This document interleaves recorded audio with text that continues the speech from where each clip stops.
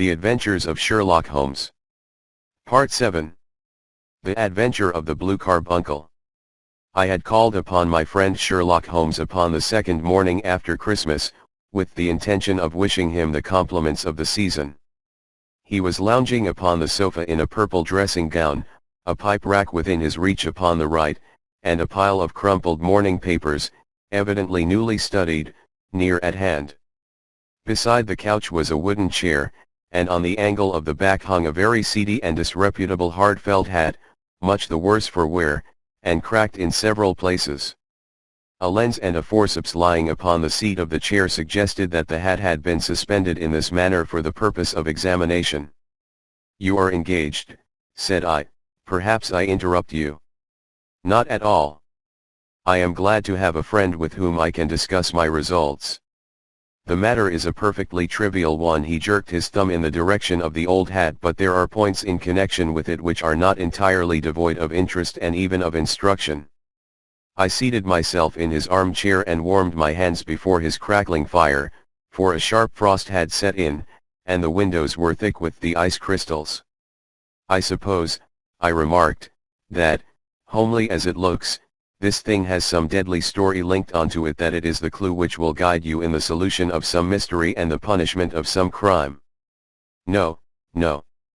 No crime," said Sherlock Holmes, laughing. "Only one of those whimsical little incidents which will happen when you have 4 million human beings all jostling each other within the space of a few square miles. Amid the action and reaction of so dense a swarm of humanity, every possible combination of events may be expected to take place, and many a little problem will be presented which may be striking and bizarre without being criminal. We have already had experience of such. So much so," I remarked, "that of the last 6 cases which I have added to my notes, 3 have been entirely free of any legal crime." "Precisely. You allude to my attempt to recover the Irene Adler papers, to the singular case of Miss Mary Sutherland, and to the adventure of the man with the twisted lip. Well, I have no doubt that this small matter will fall into the same innocent category. You know Peterson, the commissionaire?" "Yes. It is to him that this trophy belongs." "It is his hat." "No, no, he found it?" "Its owner is unknown. I beg that you will look upon it not as a battered billycock but as an intellectual problem. And, first, as to how it came here. It arrived upon Christmas morning, in company with a good fat goose, which is, I have no doubt, roasting at this moment in front of Peterson's fire. The facts are these: about 4 o'clock on Christmas morning, Peterson, who, as you know, is a very honest fellow, was returning from some small jollification and was making his way homeward down Tottenham Court Road. In front of him he saw, in the gaslight, a tallish man, walking with a slight stagger, and carrying a white goose slung over his shoulder. As he reached the corner of Gooch Street, a row broke out between this stranger and a little knot of roughs. One of the latter knocked off the man's hat, on which he raised his stick to defend himself and, swinging it over his head, smashed the shop window behind him. Peterson had rushed forward to protect the stranger from his assailants, but the man, shocked at having broken the window, and seeing an official-looking person in uniform rushing towards him, dropped his goose, took to his heels, and vanished amid the labyrinth of small streets which lie at the back of Tottenham Court Road. The roughs had also fled at the appearance of Peterson, so that he was left in possession of the field of battle, and also of the spoils of victory in the shape of this battered hat and a most unimpeachable Christmas goose, which surely he restored to their owner.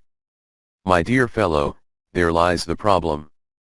It is true that for Mrs. Henry Baker was printed upon a small card which was tied to the bird's left leg, and it is also true that the initials HB are legible upon the lining of this hat, but as there are some thousands of Bakers, and some hundreds of Henry Bakers in this city of ours, it is not easy to restore lost property to any one of them. What, then, did Peterson do?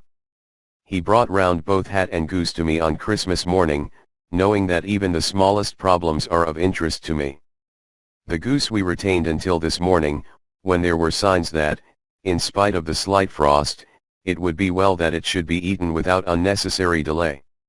Its finder has carried it off, therefore, to fulfill the ultimate destiny of a goose, while I continue to retain the hat of the unknown gentleman who lost his Christmas dinner. Did he not advertise? No. Then, what clue could you have as to his identity? Only as much as we can deduce.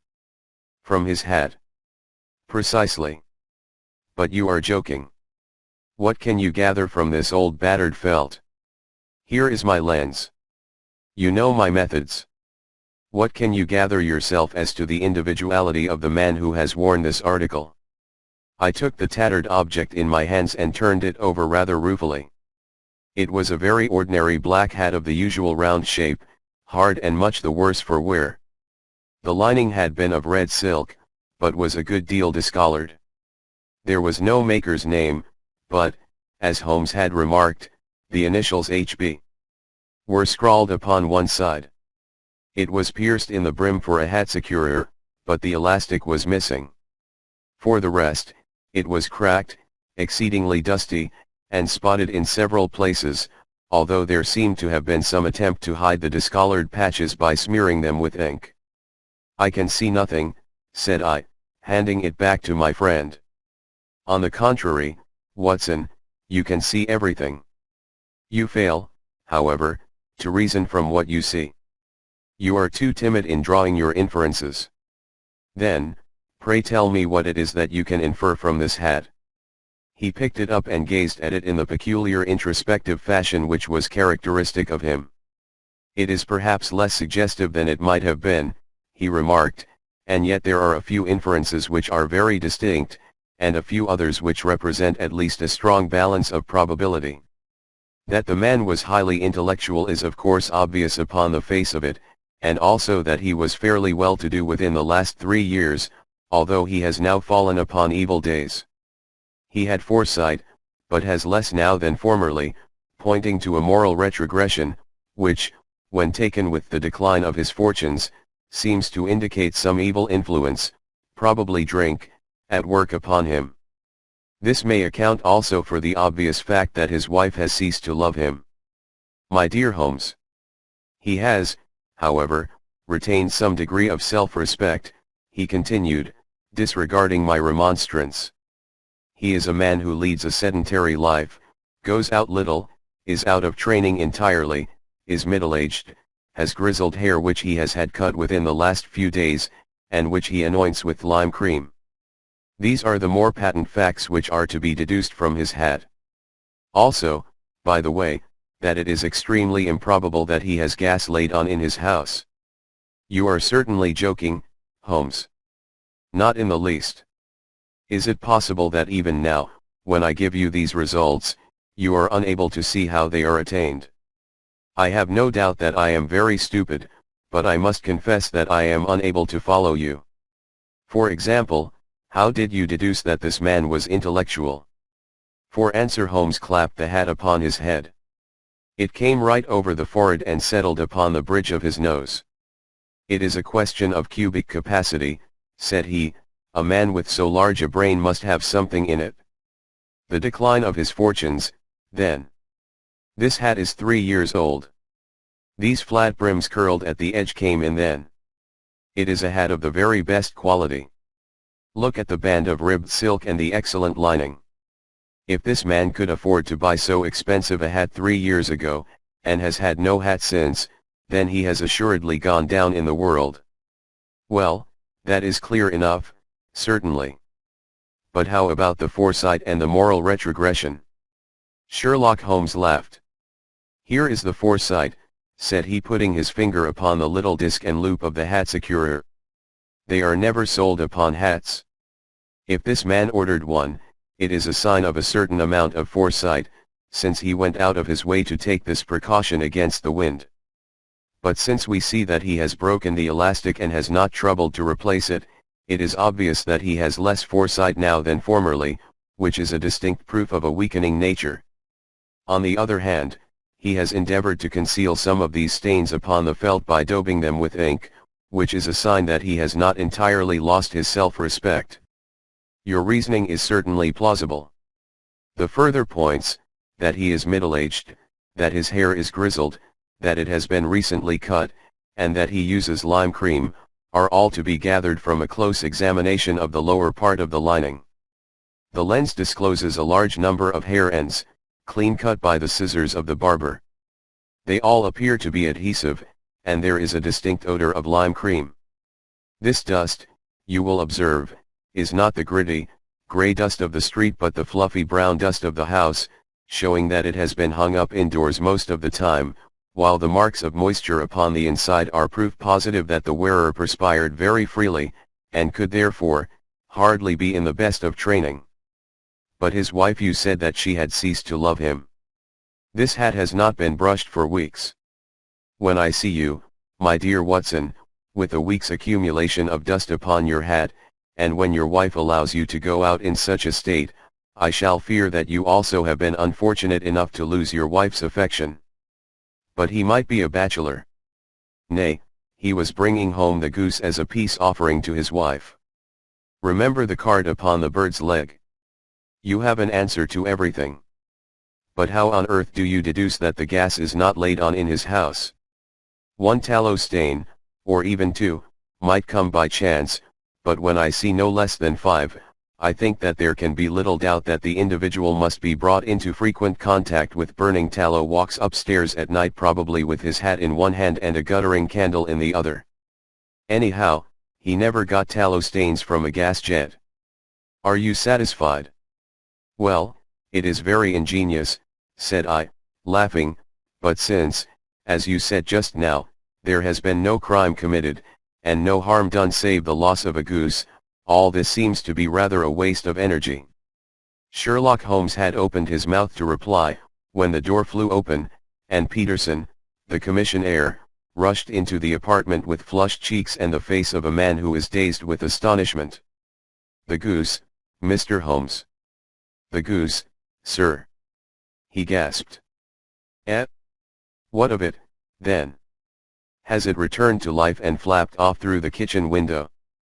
Holmes twisted himself round upon the sofa to get a fairer view of the man's excited face. See here, sir. See what my wife found in its crop. He held out his hand and displayed upon the center of the palm a brilliantly scintillating blue stone, rather smaller than a bean in size, but of such purity and radiance that it twinkled like an electric point in the dark hollow of his hand. Sherlock Holmes sat up with a whistle. By Jove, Peterson, said he, this is treasure trove indeed. I suppose you know what you have got. A diamond, sir. A precious stone. It cuts into glass as though it were putty. It's more than a precious stone. It is the precious stone. Not the Countess of Morcar's blue carbuncle. I ejaculated. Precisely so. I ought to know its size and shape, seeing that I have read the advertisement about it in the Times every day lately. It is absolutely unique, and its value can only be conjectured, but the reward offered of £1,000 is certainly not within a 20th part of the market price. £1,000. Great Lord of mercy. The commissionaire plumped down into a chair and stared from one to the other of us. That is the reward, and I have reason to know that there are sentimental considerations in the background which would induce the Countess to part with half her fortune if she could but recover the gem. It was lost, if I remember aright, at the Hotel Cosmopolitan, I remarked. Precisely so, on December 22nd, just 5 days ago. John Horner, a plumber, was accused of having abstracted it from the lady's jewel case. The evidence against him was so strong that the case has been referred to the assizes. I have some account of the matter here, I believe. He rummaged amid his newspapers, glancing over the dates, until at last he smoothed one out, doubled it over, and read the following paragraph. Hotel Cosmopolitan jewel robbery. John Horner, 26, plumber, was brought up upon the charge of having upon the 22nd inst. Abstracted from the jewel case of the Countess of Morcar the valuable gem known as the Blue Carbuncle. James Ryder, upper attendant at the hotel, gave his evidence to the effect that he had shown Horner up to the dressing room of the Countess of Morcar upon the day of the robbery in order that he might solder the second bar of the grate, which was loose. He had remained with Horner some little time, but had finally been called away. On returning, he found that Horner had disappeared, that the bureau had been forced open, and that the small morocco casket in which, as it afterwards transpired, the Countess was accustomed to keep her jewel, was lying empty upon the dressing table. Ryder instantly gave the alarm, and Horner was arrested the same evening, but the stone could not be found either upon his person or in his rooms. Catherine Cusack, maid to the Countess, deposed to having heard Ryder's cry of dismay on discovering the robbery, and to having rushed into the room, where she found matters as described by the last witness. Inspector Bradstreet, B Division, gave evidence as to the arrest of Horner, who struggled frantically, and protested his innocence in the strongest terms. Evidence of a previous conviction for robbery having been given against the prisoner, the magistrate refused to deal summarily with the offense, but referred it to the assizes. Horner, who had shown signs of intense emotion during the proceedings, fainted away at the conclusion and was carried out of court. So much for the police court, said Holmes thoughtfully, tossing aside the paper. The question for us now to solve is the sequence of events leading from a rifled jewel case at one end to the crop of a goose in Tottenham Court Road at the other. You see, Watson, our little deductions have suddenly assumed a much more important and less innocent aspect. Here is the stone came from the goose, and the goose came from Mr. Henry Baker, the gentleman with the bad hat and all the other characteristics with which I have bored you. So now we must set ourselves very seriously to finding this gentleman and ascertaining what part he has played in this little mystery. To do this, we must try the simplest means first, and these lie undoubtedly in an advertisement in all the evening papers. If this fail, I shall have recourse to other methods. What will you say? Give me a pencil and that slip of paper. Now, then, found at the corner of Gooch Street, a goose and a black felt hat.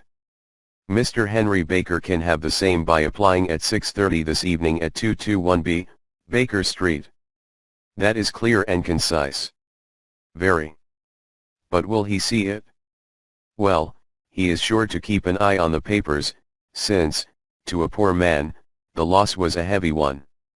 He was clearly so scared by his mischance in breaking the window and by the approach of Peterson that he thought of nothing but flight, but since then he must have bitterly regretted the impulse which caused him to drop his bird.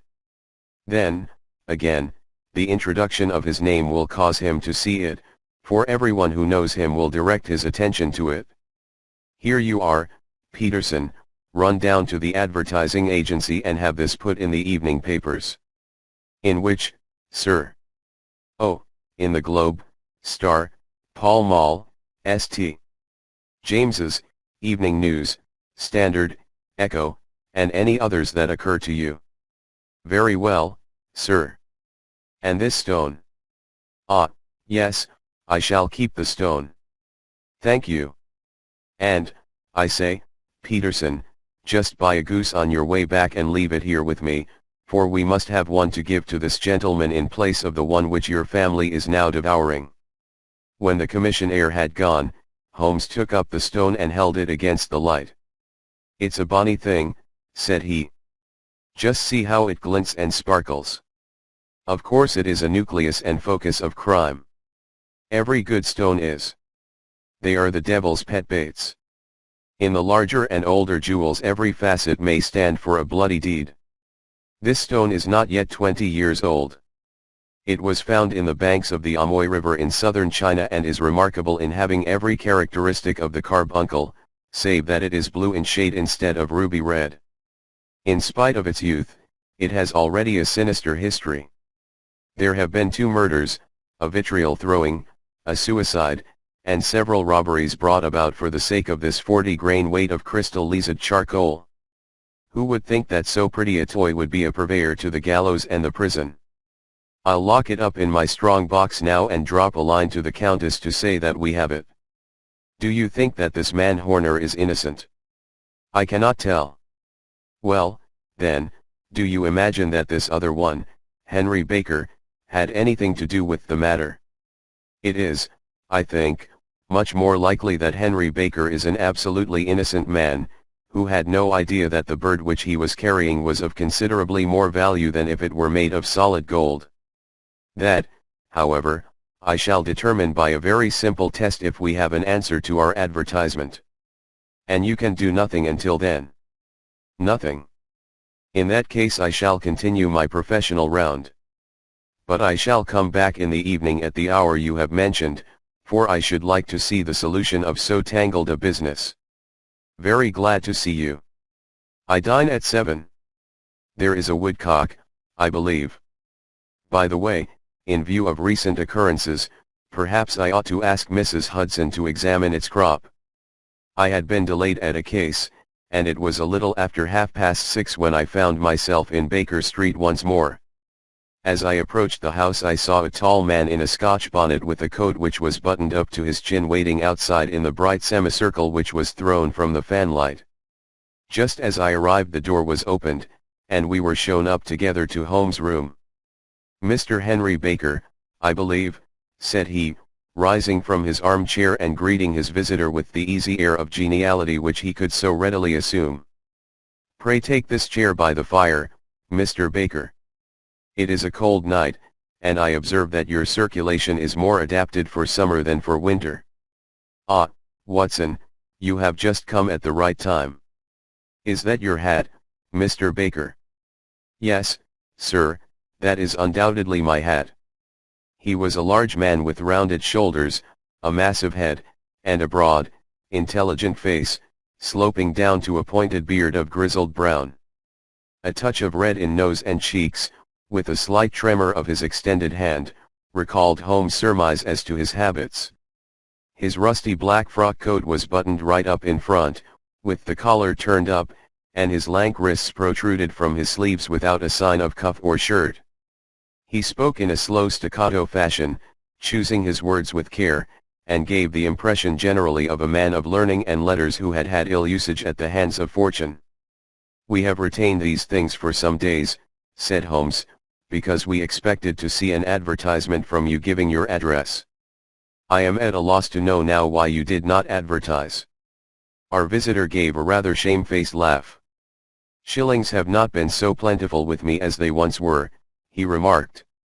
"I had no doubt that the gang of roughs who assaulted me had carried off both my hat and the bird. I did not care to spend more money in a hopeless attempt at recovering them.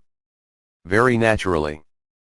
By the way, about the bird, we were compelled to eat it." "To eat it?" Our visitor half rose from his chair in his excitement. "Yes, it would have been of no use to anyone had we not done so. But I presume that this other goose upon the sideboard, which is about the same weight and perfectly fresh, will answer your purpose equally well." "Oh, certainly, certainly," answered Mr. Baker with a sigh of relief. "Of course, we still have the feathers, legs, crop, and so on of your own bird, so if you wish—" The man burst into a hearty laugh. "They might be useful to me as relics of my adventure," said he, "but beyond that I can hardly see what use the disjecta membra of my late acquaintance are going to be to me. No, sir, I think that, with your permission, I will confine my attentions to the excellent bird which I perceive upon the sideboard." Sherlock Holmes glanced sharply across at me with a slight shrug of his shoulders. "There is your hat, then, and there your bird," said he. "By the way, would it bore you to tell me where you got the other one from? I am somewhat of a fowl fancier, and I have seldom seen a better grown goose." "Certainly, sir," said Baker, who had risen and tucked his newly gained property under his arm. "There are a few of us who frequent the Alpha Inn, near the museum. We are to be found in the museum itself during the day, you understand.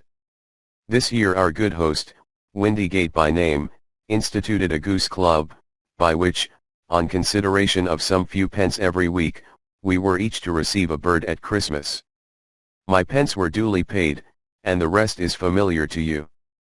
I am much indebted to you, sir, for a Scotch bonnet is fitted neither to my years nor my gravity. With a comical pomposity of manner he bowed solemnly to both of us and strode off upon his way. "So much for Mr. Henry Baker," said Holmes when he had closed the door behind him.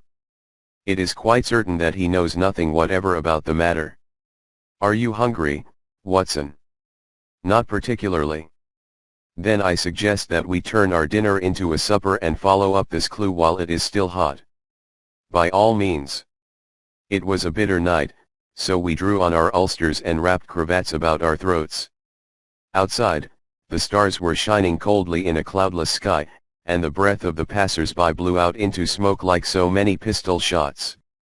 Our footfalls rang out crisply and loudly as we swung through the Doctor's Quarter, Wimpole Street, Harley Street, and so through Wigmore Street into Oxford Street. In a quarter of an hour we were in Bloomsbury at the Alpha Inn, which is a small public house at the corner of one of the streets which runs down into Holborn. Holmes pushed open the door of the private bar and ordered 2 glasses of beer from the ruddy-faced, white-aproned landlord. "Your beer should be excellent if it is as good as your geese," said he. "My geese?" The man seemed surprised. "Yes. I was speaking only half an hour ago to Mr. Henry Baker, who was a member of your goose club." "Ah. Yes, I see. But you see, sir, them's not our geese." "Indeed. Whose, then?" "Well, I got the 2 dozen from a salesman in Covent Garden." "Indeed? I know some of them." "Which was it?" "Breckenridge is his name." "Ah. I don't know him." "Well, here's your good health, landlord, and prosperity to your house. Good night. Now for Mr. Breckenridge," he continued, buttoning up his coat as we came out into the frosty air. "Remember, Watson, that though we have so homely a thing as a goose at one end of this chain, we have at the other a man who will certainly get 7 years penal servitude unless we can establish his innocence. It is possible that our inquiry may but confirm his guilt, but, in any case, we have a line of investigation which has been missed by the police, and which a singular chance has placed in our hands. Let us follow it out to the bitter end. Faces to the south, then, and quick march." We passed across Holborn, down Indell Street, and so through a zigzag of slums to Covent Garden Market. One of the largest stalls bore the name of Breckenridge upon it, and the proprietor, a horsey-looking man, with a sharp face and trim side whiskers, was helping a boy to put up the shutters. "Good evening." "It's a cold night," said Holmes. The salesman nodded and shot a questioning glance at my companion. "Sold out of geese, I see," continued Holmes, pointing at the bare slabs of marble. "Let you have 500 tomorrow morning." "That's no good." "Well, there are some on the stall with the gas flare." "Ah, but I was recommended to you." "Who by?" "The landlord of the Alpha." "Oh, yes, I sent him a couple of dozen. Fine birds they were, too. Now where did you get them from?" To my surprise the question provoked a burst of anger from the salesman. "Now, then, mister," said he, with his head cocked and his arms akimbo, "what are you driving at? Let's have it straight, now." "It is straight enough. I should like to know who sold you the geese which you supplied to the Alpha." "Well then, I shan't tell you." "So now?" "Oh, it is a matter of no importance, but I don't know why you should be so warm over such a trifle." "Warm? You'd be as warm, maybe, if you were as pestered as I am. When I pay good money for a good article there should be an end of the business, but it's where are the geese, and who did you sell the geese to, and what will you take for the geese? One would think they were the only geese in the world, to hear the fuss that is made over them." "Well, I have no connection with any other people who have been making inquiries," said Holmes carelessly. "If you won't tell us the bet is off, that is all. But I'm always ready to back my opinion on a matter of fowls, and I have a fiver on it that the bird I ate is country bred." "Well, then, you've lost your fiver, for it's town bred," snapped the salesman. "It's nothing of the kind." "I say it is."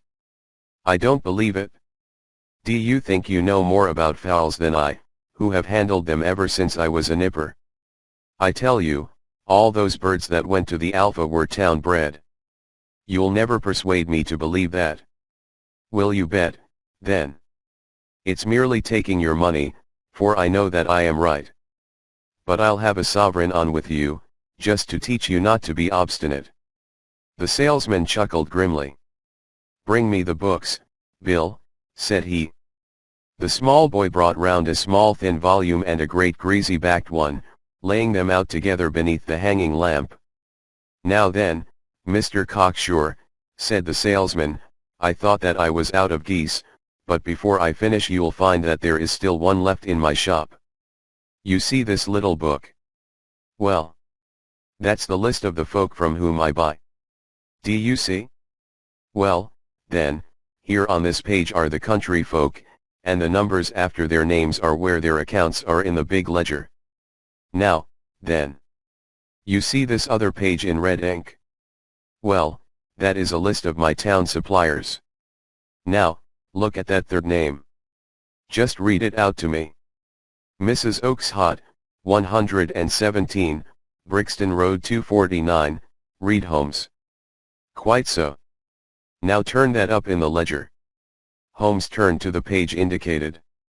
Here you are, Mrs. Oakes Hot, 117, Brixton Road, egg and poultry supplier. Now, then, what's the last entry? December 22nd.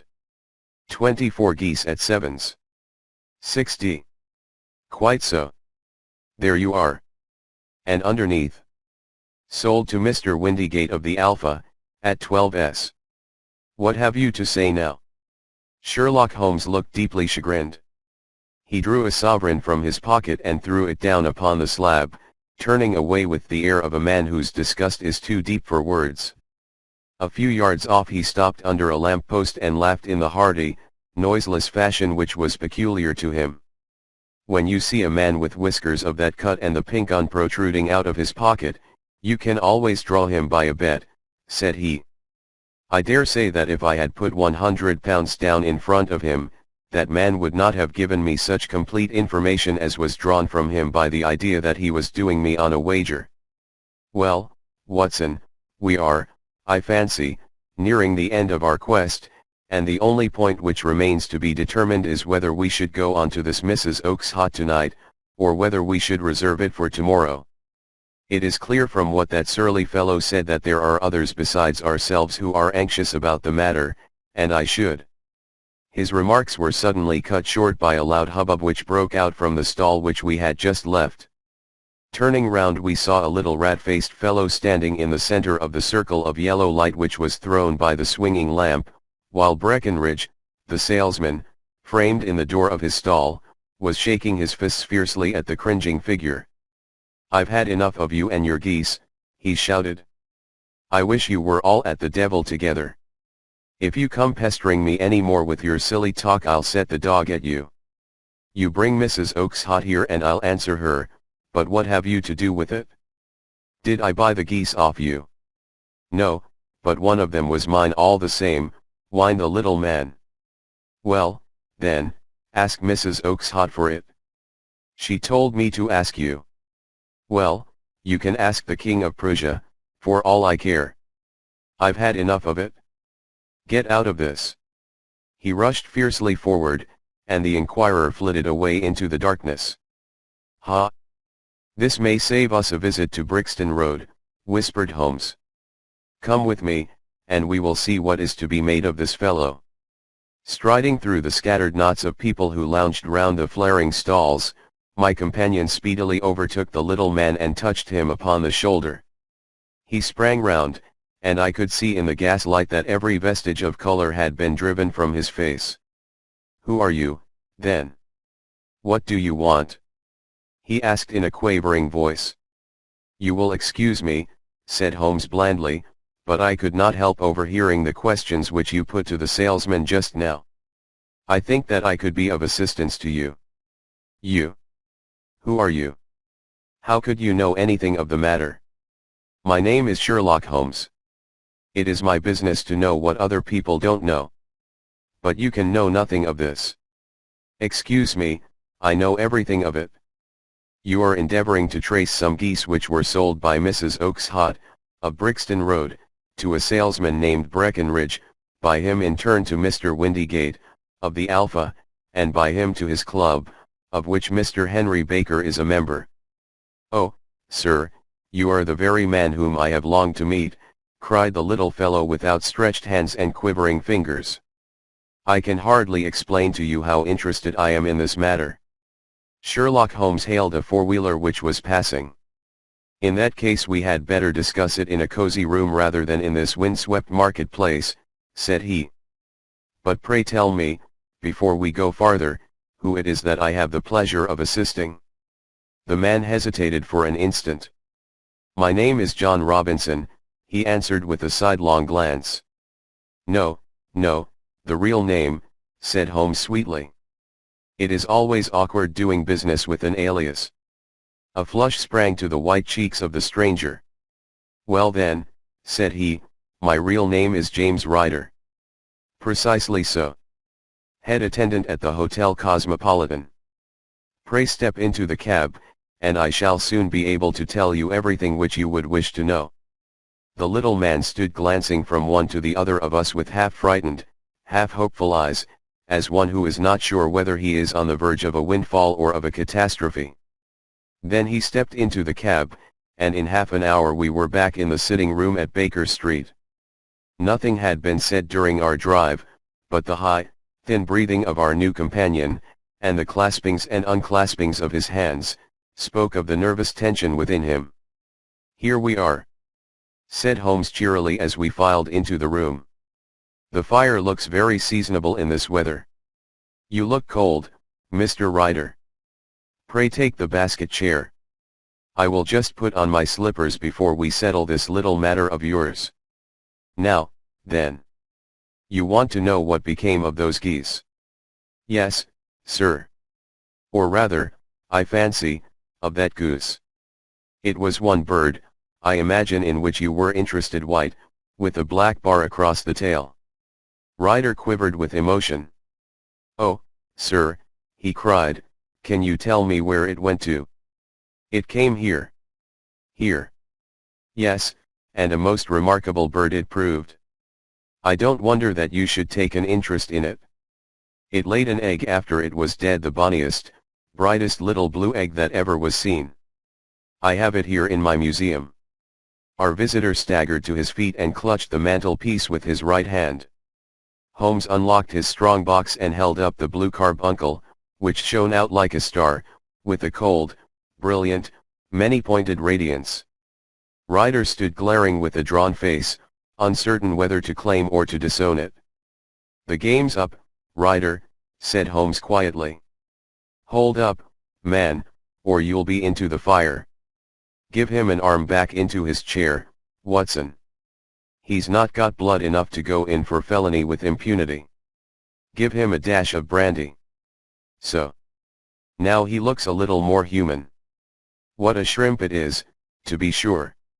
For a moment he had staggered and nearly fallen, but the brandy brought a tinge of color into his cheeks, and he sat staring with frightened eyes at his accuser. I have almost every link in my hands, and all the proofs which I could possibly need, so there is little which you need tell me. Still, that little may as well be cleared up to make the case complete. You had heard, Ryder, of this blue stone of the Countess of Morcar's. It was Catherine Cusack who told me of it, said he in a crackling voice. I see her ladyship's waiting maid. Well, the temptation of sudden wealth so easily acquired was too much for you, as it has been for better men before you, but you were not very scrupulous in the means you used. It seems to me, Ryder, that there is the making of a very pretty villain in you. You knew that this man Horner, the plumber, had been concerned in some such matter before, and that suspicion would rest the more readily upon him. What did you do, then? You made some small job in my lady's room, you and your confederate Cusack, and you managed that he should be the man sent for. Then, when he had left, you rifled the jewel case, raised the alarm, and had this unfortunate man arrested. You then Ryder threw himself down suddenly upon the rug and clutched at my companion's knees. "For God's sake, have mercy!" he shrieked. "Think of my father. Of my mother. It would break their hearts. I never went wrong before. I never will again. I swear it. I'll swear it on a Bible. Oh, don't bring it into court. For Christ's sake, don't. Get back into your chair," said Holmes sternly. "It is very well to cringe and crawl now, but you thought little enough of this poor Horner in the dock for a crime of which he knew nothing. I will fly, Mr. Holmes. I will leave the country, sir. Then the charge against him will break down. We will talk about that. And now let us hear a true account of the next act. How came the stone into the goose, and how came the goose into the open market? Tell us the truth, for there lies your only hope of safety." Ryder passed his tongue over his parched lips. "I will tell you it just as it happened, sir," said he.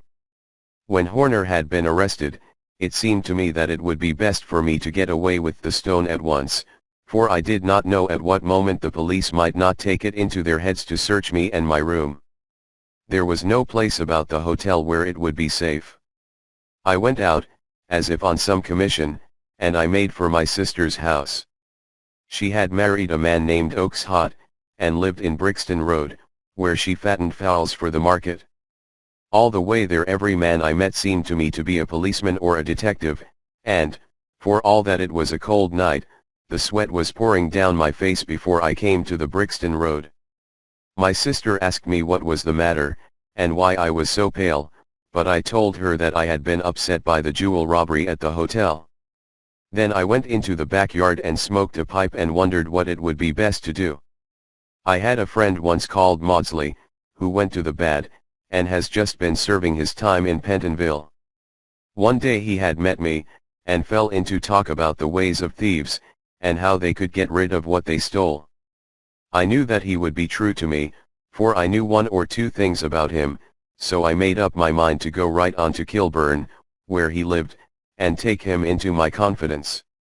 He would show me how to turn the stone into money. But how to get to him in safety? I thought of the agonies I had gone through in coming from the hotel. I might at any moment be seized and searched, and there would be the stone in my waistcoat pocket. I was leaning against the wall at the time and looking at the geese which were waddling about round my feet, and suddenly an idea came into my head which showed me how I could beat the best detective that ever lived. My sister had told me some weeks before that I might have the pick of her geese for a Christmas present, and I knew that she was always as good as her word. I would take my goose now, and in it I would carry my stone to Kilburn. There was a little shed in the yard, and behind this I drove one of the birds, a fine big one, white, with a barred tail. I caught it, and prying its bill open, I thrust the stone down its throat as far as my finger could reach. The bird gave a gulp, and I felt the stone pass along its gullet and down into its crop. But the creature flapped and struggled, and out came my sister to know what was the matter. As I turned to speak to her, the brute broke loose and fluttered off among the others. "Whatever were you doing with that bird, Jem?" says she. "Well," said I, "you said you'd give me one for Christmas, and I was feeling which was the fattest." "Oh," says she, "we've set yours aside for you, Jem's bird, we call it. It's the big white one over yonder. There's 26 of them, which makes one for you, and one for us, and 2 dozen for the market." "Thank you, Maggie," says I, "but if it is all the same to you, I'd rather have that one I was handling just now. The other is a good 3 pound heavier," said she, "and we fattened it expressly for you." "Never mind. I'll have the other, and I'll take it now," said I. "Oh, just as you like," said she, a little huffed. "Which is it you want, then?" "That white one with the barred tail, right in the middle of the flock." "Oh, very well. Kill it and take it with you." Well, I did what she said, Mr. Holmes, and I carried the bird all the way to Kilburn. I told my pal what I had done, for he was a man that it was easy to tell a thing like that to. He laughed until he choked, and we got a knife and opened the goose. My heart turned to water, for there was no sign of the stone, and I knew that some terrible mistake had occurred. I left the bird, rushed back to my sister's, and hurried into the backyard. There was not a bird to be seen there. "Where are they all, Maggie?" I cried. "Gone to the dealers, Jem." "Which dealers?"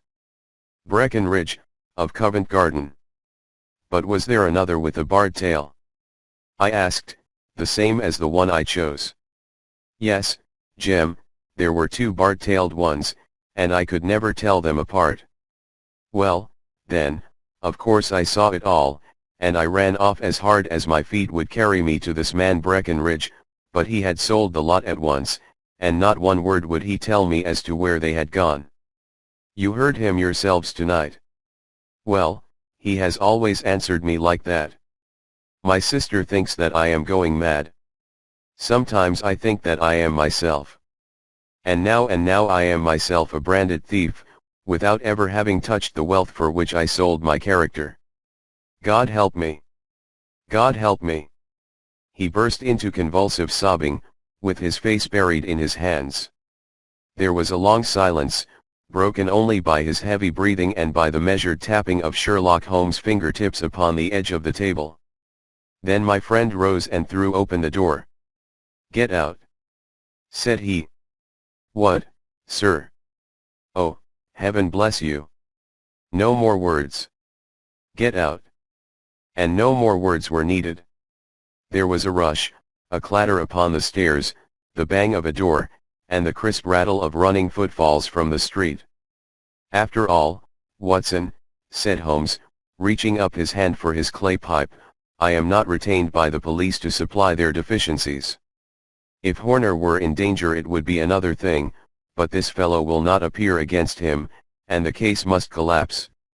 I suppose that I am commuting a felony, but it is just possible that I am saving a soul. This fellow will not go wrong again, he is too terribly frightened. Send him to jail now, and you make him a jailbird for life. Besides, it is the season of forgiveness. Chance has put in our way a most singular and whimsical problem, and its solution is its own reward.